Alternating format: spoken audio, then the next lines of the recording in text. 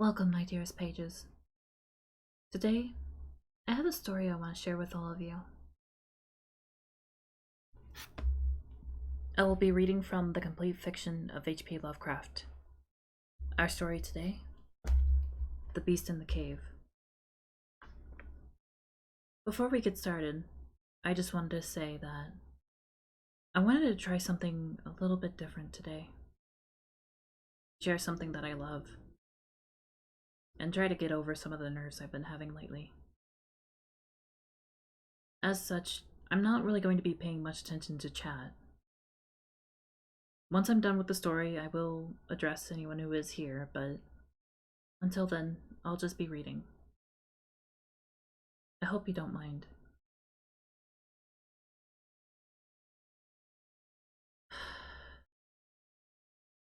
The Beast in the Cave. The horrible conclusion which had been gradually obtruding itself upon my confused and reluctant mind was now an awful certainty. I was lost, completely, hopelessly lost in the vast and labyrinthine recesses of the Mammoth Cave. Turn as I might, in no direction could my straining vision seize on any object capable of serving as a guidepost to set me on the outward path. That never more should I behold the blessed light of day, or scan the pleasant hills and dales of the beautiful world outside. My reason could no longer entertain the slightest unbelief. Hope had departed. Yet, indoctrinated as I was by a life of philosophical study, I derived no small measure of satisfaction from my unimpassioned demeanor. For although I had frequently read of the wild frenzies into which were thrown the victims of similar situations, I experienced none of these, but stood quiet as soon as I clearly realized the loss of my bearings. Nor did the thought that I had probably wandered beyond the utmost limits of an ordinary search cause me to abandon my composure even for a moment.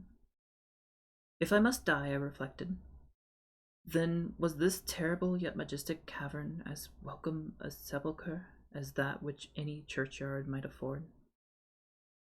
A conception which carried with it more of tranquillity than of despair. Starving would prove my ultimate fate. Of this I was certain.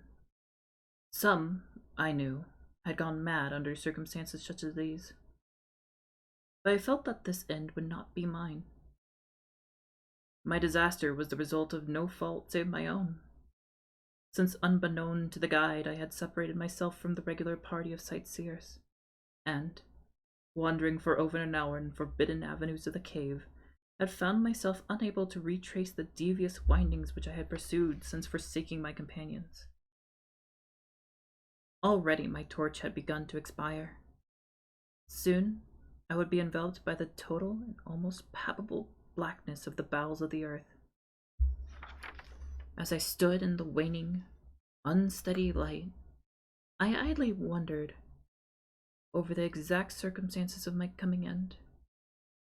I remembered the accounts which I had heard of the colony of consumptives who, taking their residence in this gigantic grotto to find health from the apparently salubrious air of the underground world, with its steady, uniform temperature, pure air, and peaceful quiet, had found instead death in strange and ghastly forms.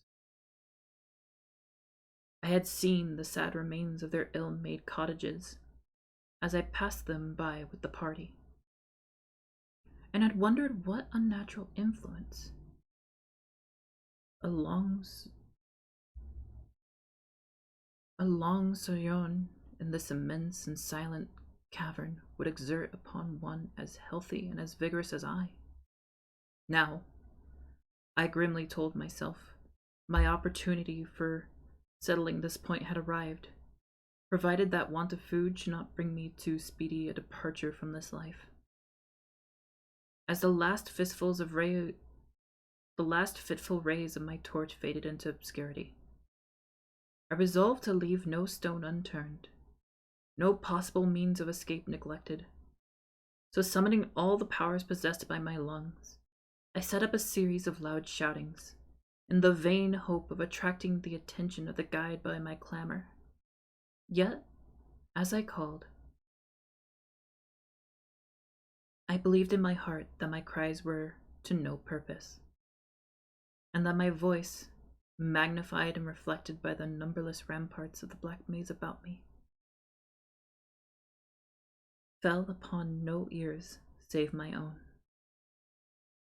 All at once, however, my attention was fixed.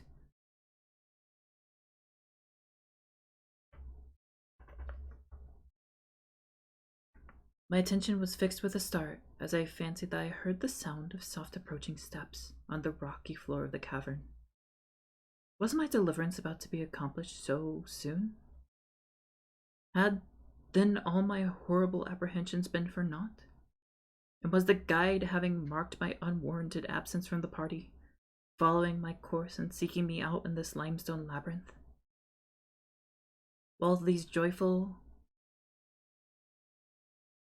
queries arose in my brain, I was on the point of renewing my cries, in order that my discovery might come the sooner, when in an instant my delight was turned to horror, as I listened.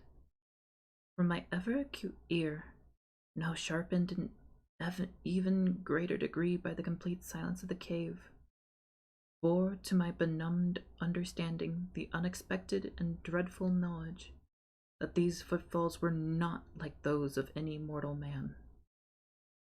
In the unearthly stillness of the subterranean region, the tread of the booted guide would have sounded like a series of sharp and incisive blows. These impacts were soft and stealthy, as of the padded paws of some feline.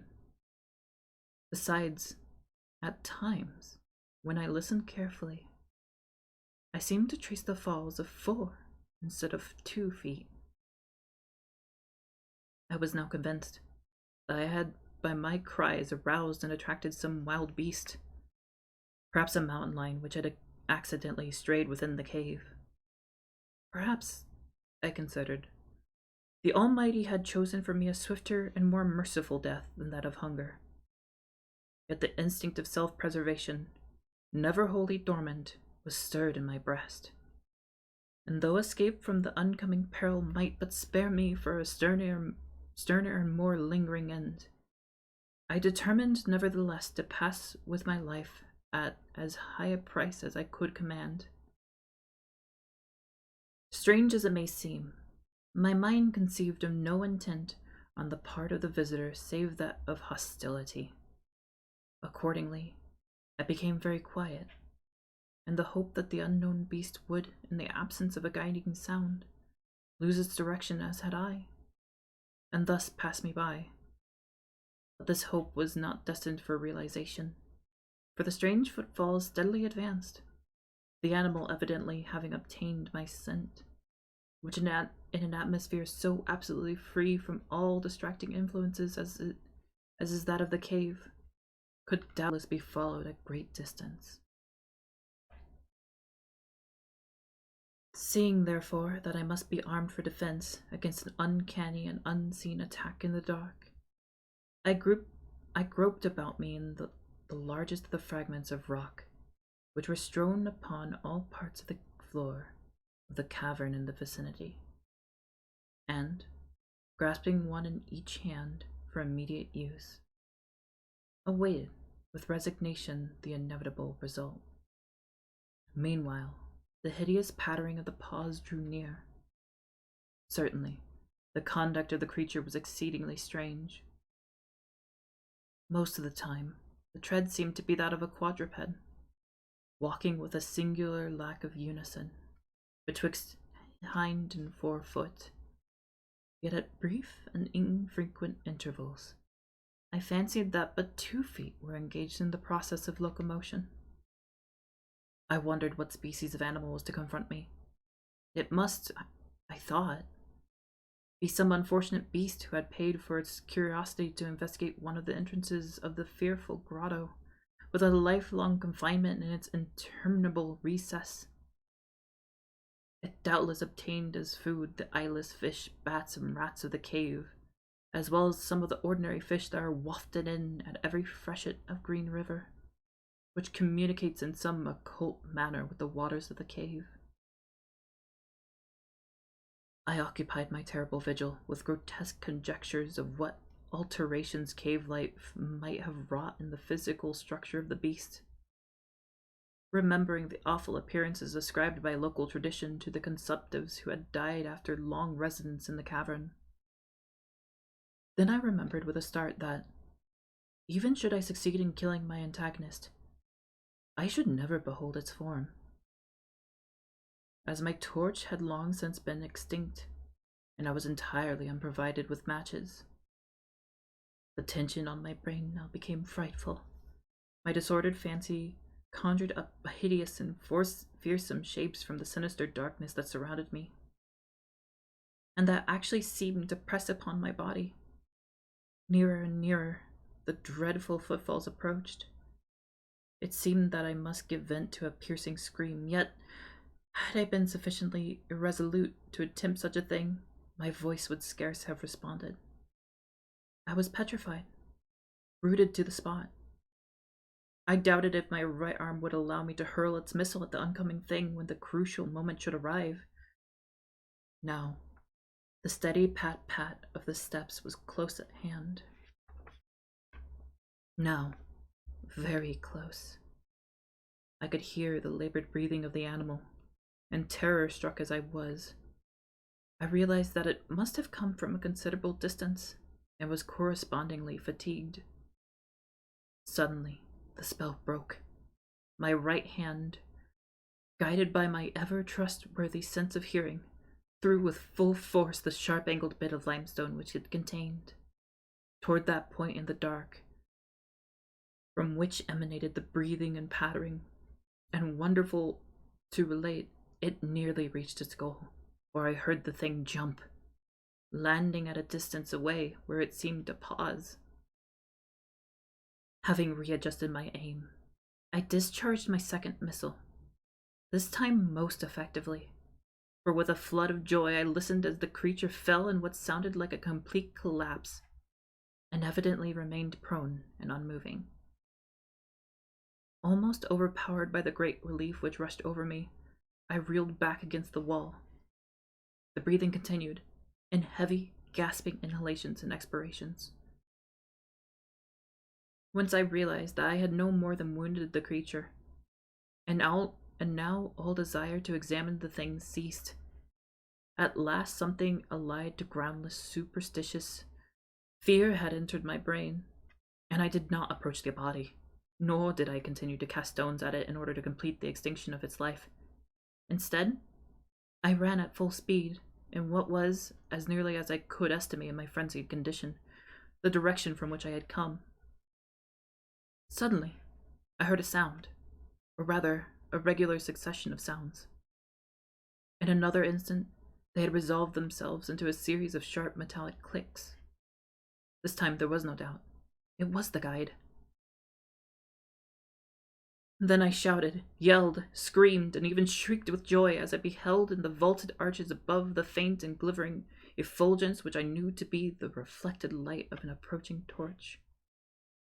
I ran to meet the flare, and before I could completely understand what had occurred, was lying upon the ground at the feet of the guide, embracing his boots and gibbering, despite my boasted reserve in a most meaningless and idiotic manner, pouring out my terrible story, and at the same time overwhelming my auditor with protestations of gratitude. At length I awoke to something like my normal consciousness. The guide had noted my absence upon the arrival of the party at the entrance of the cave, and had, from his own intuitive sense of direction, proceeded to make a thorough canvass of the by-passages just ahead of where he had last spoken to me, locating my whereabouts after a quest of about 4 hours.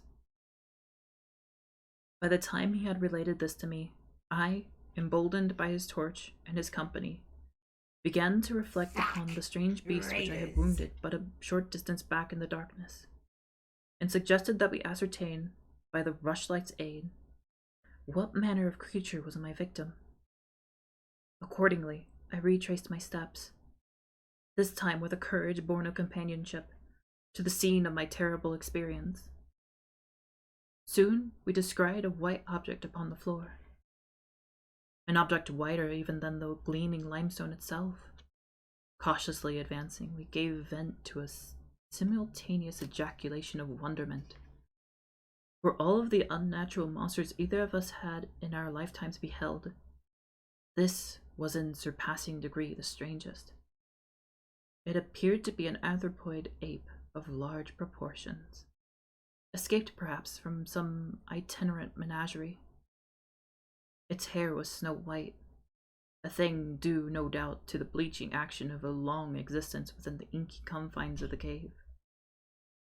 But it was also surprisingly thin, being indeed largely absent save on the head, where it was of such length and abundance that it fell over the shoulders in considerable profusion. The face was turned away from us, as the creature lay almost directly upon it.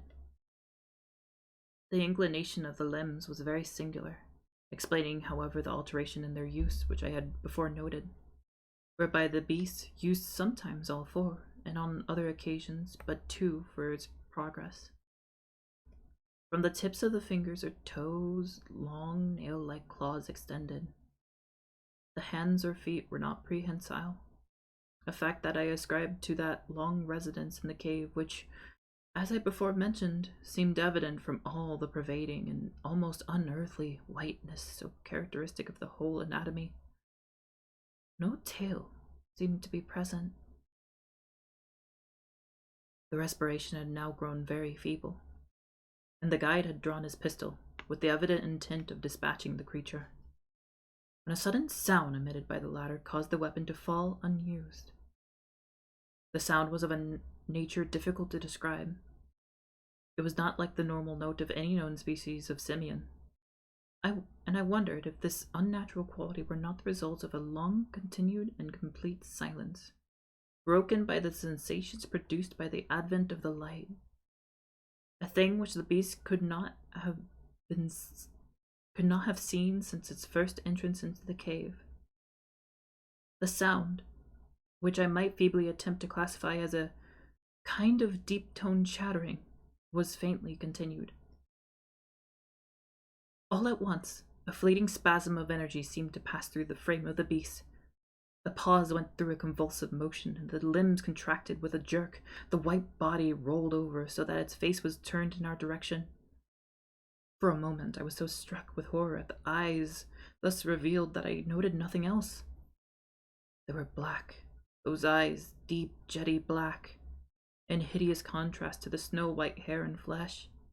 Like those of other cave denizens, they were deeply sunken in their orbits, and were entirely destitute of iris. As I looked more closely, I saw that they were set in a face less prognathous than that of the average ape, and infinitely more hairy. The nose was quite distinct. As we gazed upon the uncanny sight presented to our vision, the thick lips opened, and several sounds issued from them, after which the thing relaxed in death. The guide clutched my coat sleeve and trembled so violently that the light shook fitfully, casting weird moving shadows on the walls about us. I made no motion, but stood rigidly still, my horrified eyes fixed upon the floor ahead. Then fear left, and wonder, awe, compassion, and reverence succeeded in its place. For the sounds uttered by the stricken figure that lay stretched out on the limestone had told us the awesome truth. The creature I had killed, the strange beast of the unfathomed cave, was, or had one time been, a man.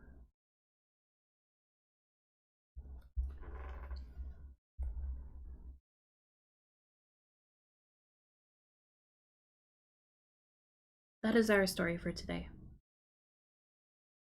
I want to thank anyone who is here for listening. I'll now go ahead and check chat before we close out.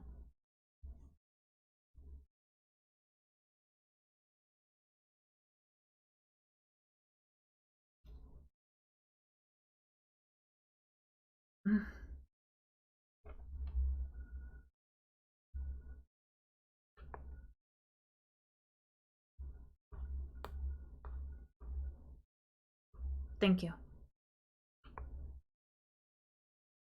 Thank you for being here.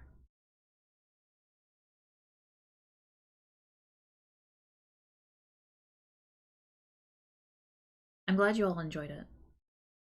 I think I'll try to make this a more regular thing. Maybe.